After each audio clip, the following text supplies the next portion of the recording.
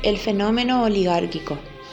En América Latina, el orden oligárquico se extendió entre 1880 y 1930 aproximadamente. Fue un orden político excluyente de la mayoría, cerrado y verticalista, y tuvo diversas características en cada uno de los países. Había elecciones y partidos políticos basados en redes familiares. El linaje, la tradición, la raza, el ocio eran valores de los grupos dominantes de la época. Fue la época de la economía primaria, agroexportadora y del liberalismo. Fueron los años de emigración europea, particularmente en Argentina, Brasil y Uruguay. Fue una forma de dominación política. En Argentina, particularmente, que no era un país independiente, sino que estaba neocolonizado por las políticas económicas y culturales de las potencias dominantes. En Argentina, en complicidad de la oligarquía agroganadera, ejércitos y amplios sectores de la clase media. Con la llegada de Rocas al poder y federalización de Buenos Aires, concluye una prolongada guerra civil. Argentina logró la organización institucional, se incorporó a la economía mundial como exportadora de materia prima y consiguió la ocupación de todo el territorio. A sangre y fuego se conformó el Estado Nacional. 1880, año central de la historia argentina. Buenos Aires derrota a las fuerzas del Ejército Nacional y obliga a entregar la capital. Se llama elecciones, en las que triunfa el hombre que va a marcar el rumbo de las naciones durante los próximos 30 años. El ascenso de Roca al poder modifica la política local y forma parte de la generación del 80. Estos era un grupo de intelectuales políticos que se pensaban que era la gente que más sabe, los aptos para gobernar. Creían que el país necesitaba un profundo cambio social, sienten un profundo desprecio por las clases populares y piensan que el progreso solo es posible bajo un rígido orden social. Por eso forman un partido propio, el PAN, con su lema Paz y Administración, el Partido Autonomista Nacional. Tanto en Europa, el desarrollo del transporte terrestre y marítimo produce un movimiento inesperado. Las clases trabajadoras pueden emigrar de un continente a otro en busca de mejores condiciones de vida. Esto permite la llegada al país a una cantidad enorme de migrantes. Ante la presidencia de Roca aumentan las inversiones extranjeras en nuestro país, sobre todo las británicas.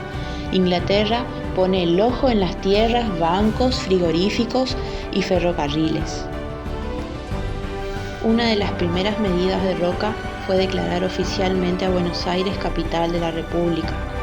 Torcuato de Alvear fue designado jefe municipal, quien inició un ambicioso plan de modernización y transformación urbana. En 1881 se instituyó el Congreso Nacional de Educación y nombró al frente a Domingo Faustino Sarmiento. Desde esta institución se impulsó al Congreso Nacional Pedagógico, cuya resolución fueron las bases de la Ley 1420, promulgada en 1884. Esta abrió un fuerte debate, ya que presuponía el control de la educación por parte del Estado y la pérdida de influencia de la Iglesia. La ley fue aprobada y estableció la educación primaria obligatoria, gratuita, gradual y laica. Más tarde, en 1885, se implementó una moneda nacional con la creación del argentino, el cual contaba con respaldo en oro y una moneda de plata llamada patacón. Al año siguiente, 1886, se estableció el registro civil. Este le permitió al Estado llevar el control de los nacimientos, defunciones y casamientos, que hasta entonces estaba en manos de la Iglesia. Se creó el Banco Hipotecario Nacional, cuya función sería fomentar el crédito y la compra y venta de tierras. Al terminar su mandato, la maquinaria política, que era el Partido Autonomista Nacional, funcionaba a la perfección. Las fuertes alianzas tejidas y las arduas negociaciones dieron sus frutos con las elecciones presidenciales de Miguel Juárez Celma. Luego que los comicios, Celma se convirtió en el nuevo presidente argentino y como vicepresidente Carlos Pellegrini. Entretanto, 1890, la situación económica y política del país llegó a un punto extremo. Por las calles de Buenos Aires se estableció la denominada Revolución del Parque, impulsada por la Unión Cívica, un mando de Bartolomé Mitre y Leandro Alem. Ellos demandaban elecciones limpias y alternancias en el poder. La falta de fondo para saldar la deuda externa, junto con la intensa crisis económica, lo dejó sin apoyo, aún dentro de su propio partido. La crisis tuvo una gran repercusión internacional, sobre todo para Inglaterra y la Casa Bering, principales acreedores del Estado argentino. Desde allí logró quebrar a la Unión Cívica al proponer una candidatura de unidad para las próximas elecciones ante la grave situación política y económica. Mitre aceptó, pero Leandro N. Alem no lo hizo y así decidió fundar la Unión Cívica Radical. Segunda presidencia. Pero Rocas debió enfrentar otro problema. Los trabajadores de todo el país vivían y trabajaban en pésimas condiciones y sometidos a la voluntad de sus patrones. Gran parte de ellos eran extranjeros con ideas socialistas y anarquistas. En 1901 se formó la Federación Obrera Argentina, que aglutinaba a sindicatos anarquistas y socialistas.